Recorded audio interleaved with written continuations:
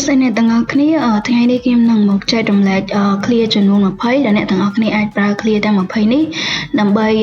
សាកសួរអំពីព័ត៌មានទាក់ទងនឹងគ្រួសាររបស់នរណាម្នាក់ឬក៏មិត្តភក្តិអ្នកទាំងអស់គ្នាជាភាសាអង់គ្លេស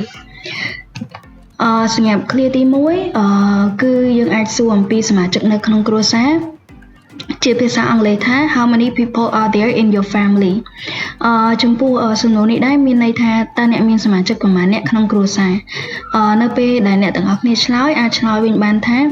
There are 6 people in my family ចំពោះចំនួនមនុស្សអ្នកទាំងអស់គ្នាអាចដូរទៅតាមនឹងបាន Next question How many brothers and sisters do you have តើអ្នកមានបងប្អូនប្រុសនិងស្រីប៉ុន្មានអ្នកចឹងអ្នកទាំងអស់គ្នាអាចឆ្លើយវិញបានថា I have 2 brothers and 2 sisters Next question What is your brother's name តើបងឬប្អូនប្រុសអ្នកឈ្មោះអ្វី My brother's name is David ចំពោះសំណួរនេះដែរអាច change ពី brother ទៅពាក្យអីផ្សេងបាននៅពេលអ្នកទាំងអស់គ្នាចង់សួរពីឈ្មោះរបស់នរណាម្នាក់Next question Are you the only child សម្រាប់សំណួរនេះមានន័យថាតើអ្នកជាកូនតូចនៅក្នុងគ្រួសារឬបើសិនជាអ្នកទាំងអស់គ្នាជាកូនតូចអាចឆ្លើយថា Yes I am តែបើអ្នកទាំងអស់គ្នាមិនមែនជាកូនតូចទេអាចឆ្លើយថា No I'm not I'm the second child ខ្ញុំគឺជាកូនទី2បើកូនទី3 third child កូនទី4 fourth child or fifth child កូនទី5Next question How old is your sister តើបងឬក៏ប្អូនស្រីអ្នកអាយុប៉ុន្មាន My sister is 25 years old បងស្រីរបស់ខ្ញុំគឺអាយុ25ឆ្នាំកន្លែងនេះបើសិនជាគេអត់បញ្ជាក់ថា younger ឬក៏ older sister ទេអ្នកទាំងអស់គ្នាអាចបញ្ជាក់នៅពេលដែលអ្នកទាំងអស់គ្នាឆ្លើយបាន My younger sister is 25 years old ឬក៏ My older sister is 25 years old បើមានតែបងប្អូនស្រីតែម្នាក់ទេយើងអាចឆ្លើយថា My sister is 25 years old ក៏បានដែរ Next question What are your parents names តើប៉ានិងម៉ាក់អ្នកឈ្មោះអ្វី So the answer សម្រាប់ចម្លើយអាច answer ថា My mother's name is Lisa and my father's name is John ម៉ាក់របស់ខ្ញុំឈ្មោះ Lisa ហើយនិងប៉ារបស់ខ្ញុំគឺឈ្មោះ John What do your parents do តើប៉ាម៉ាក់អ្នកធ្វើការងារអ្វីដែរMy mother is a nurse and my father is a doctor ម៉ាក់របស់ខ្ញុំគឺជាគិលានុបដ្ឋាយិកាហើយនិងប៉ារបស់ខ្ញុំគឺជា doctor Do you get along with your siblings ចំពោះ siblings មានន័យថាបងប្អូនបង្កើតសំណួរនេះដែរមានន័យថាតើបងប្អូនបង្កើតអ្នកចុះសម្រុងនឹងគ្នាទេ Yes I do មានន័យថាអ្នកទាំងអស់គ្នាគឺស្និទ្ធស្នាលមានភាពស្និទ្ធស្នាលចុះសម្រុងធម្មតាជាមួយបងប្អូនបង្កើតរបស់អ្នកទាំងអស់គ្នាតែបើសិនជាមិនចុះសម្រុងទេអ្នកទាំងអស់គ្នាអាចនិយាយថា No I don't We always fight ពួកយើងតែងតែឈ្លោះគ្នាកន្លែងនេះបើសិនជាចម្លើយ No អាចបញ្ជាក់ reason ហេតុផលទៅគេផងកាន់តែល្អទៀតNext question Who is the youngest person in your family តើអ្នកណាគេក្មេងជាងគេនៅក្នុងគ្រួសាររបស់អ្នក So ចម្លើយយើងអាចឆ្លើយថា My brother is the youngest person in my family youngest person here សំដៅលើអាយុក្នុងចំណោមសមាជិកទាំងអស់នៅក្នុងគ្រួសាររបស់អ្នកអញ្ចឹងសម្រាប់ចម្លើយសំណួរនេះគឺប្អូនប្រុសរបស់ខ្ញុំគឺជាមនុស្សដែលក្មេងជាងគេនៅក្នុងគ្រួសារ Next question Who is the oldest person in your family តើអ្នកណាគេដែលចាស់ជាងគេនៅក្នុងគ្រួសាររបស់អ្នក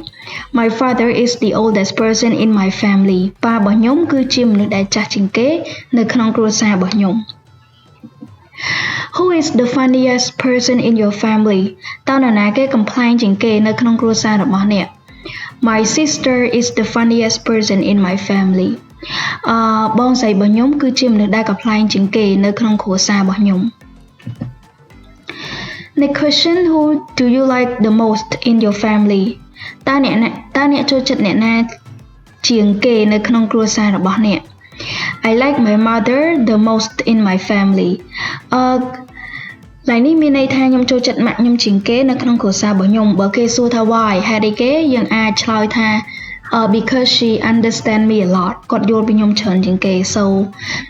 ម៉ាក់របស់ខ្ញុំគឺជាមនុស្សដែលខ្ញុំចូលចិត្តជាងគេ Next question are you married តើអ្នករៀបការហើយឬនៅចំពោះសំណួរនេះអ្នកទាំងអស់គ្នាអាចសួរបានប៉ុន្តែមើលលើកលៈទេសៈដែរបើសិនជារៀងស្និទ្ធស្នាលខ្លាំងអានឹងយើងអាចសួរបានដោយសារសំណួរនេះអ្នកខ្លះគាត់អាចនឹងប្រកាន់តែអ្នកទាំងអស់គ្នាត្រូវដឹងថាពេលណាត្រូវសួរដែរ yes I am ហ្នឹងហើយខ្ញុំរៀបការហើយ no I'm not តែខ្ញុំអត់ទាន់រៀបការទេ Next question do you have children តើអ្នកមានកូនដែរឬទេចំពោះសំណួរនេះភ្ជាប់ពីសំណួរមុនដែរបើសិនជាសំណួរមុនគេឆ្លើយថាគេអត់ទាន់រៀបការទេចឹងសំណួរនេះយើងអាចសួរបានទេតែបើគេឆ្លើយថាគេរៀបការហើយយើងអាចសួរសំណួរនេះភ្ជាប់ជាមួយសំណួរមុនបានសម្រាប់ចម្លើយ yes I am មានន័យថាអ្នកទាំងអស់គ្នាមានកូន no I'm not អត់ទាន់មានទេ Next question how many children do you have សំណួរនេះក៏តកតងនឹងសំណួរមុនដែរមានន័យថាតើអ្នកមានកូនប្រមាណអ្នកបើសិនជាគេឆ្លើយថាគេអត់ទាន់មានកូនទេអញ្ចឹងសំណួរនេះក៏យើងអត់ត្រូវសួរដែរតែបើគេថាគេមានកូនហើយយើងអាចសួរបានតើគេមានកូនប្រមាណអ្នក I have one child ខ្ញុំមានកូនម្នាក់ Next question when was your last family vacation តើវិស្សមការចុងក្រោយគេជាមួយគ្រួសារអ្នកនៅពេលណាការដើរលេងមួយគ្នាមួយគ្រួសារយើងចុងក្រោយគឺកើតឡើងនៅពេលណា My last family vacation was in April ដំណើរវិស្សមការចុងក្រោយគេជាមួយគ្រួសាររបស់ខ្ញុំហ្នឹងគឺនៅក្នុងខែមេសា